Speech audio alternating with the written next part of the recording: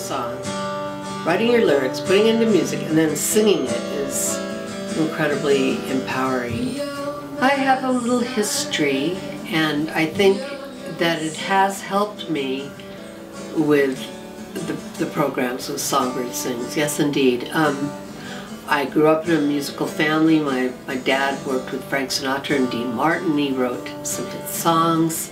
My first professional experience was with Neil Young on Everybody Knows This Is Nowhere albums, singing and playing guitar. And then I was in LA, I grew up in LA.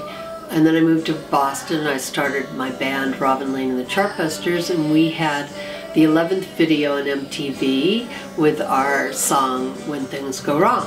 And now I'm using my notoriety to help transform lives through music. The inspiration for Songbird Sings and doing songwriting workshops for healing for trauma survivors, the inspiration was my own life, I think, and all of the various experiences, if you will, that I had been through, and a lot of stuff I was suppressing.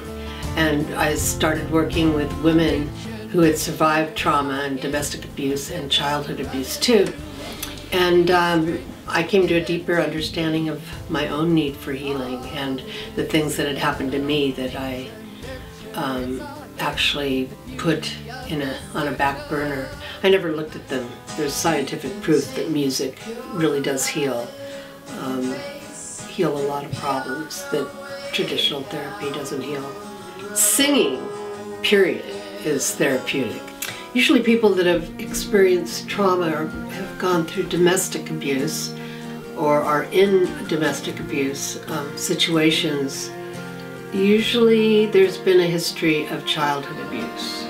If things aren't resolved in your childhood, if you haven't come to an understanding of what happened to you and healed from it, then mental health issues occur, addictions, and more abusive relationships. I've worked in prison, actually a prison in Springfield, Massachusetts called Howard Street, and the women there, that's my favorite group of people to work with, because at first when I go in, they see me coming and they're like, oh my God, what are we doing today? You know, and they don't think they can write a song, and nobody's ever paid that much attention to them to tell them that they do have a story to tell. So I start working with them, and as a group, we write group songs, and by the third week they're jumping up and down when they see me. We are starting a campaign to raise money. We want to raise $30,000 to do a program with inner city youth, mainly women who've been trafficked in Boston from probably age 10 to 15, and now they are getting out of that and they're learning skills and going back to school and all sorts of things that are helping them get out of that lifestyle. Of course, they didn't even know they were getting into that lifestyle. They were homeless, many of them were homeless, and were pimped out, basically trafficked. Last summer, I did a program with trafficked girls in Boston, not trafficked girls from Romania that were living in Boston, actual American girls that have been trafficked.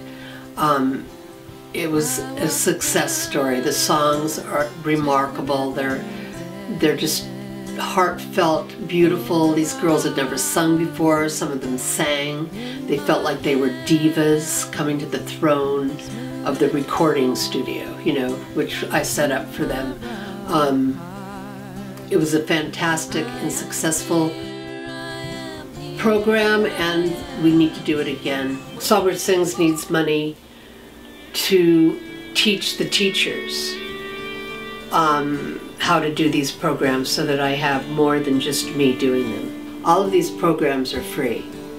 People do not pay to come to these programs.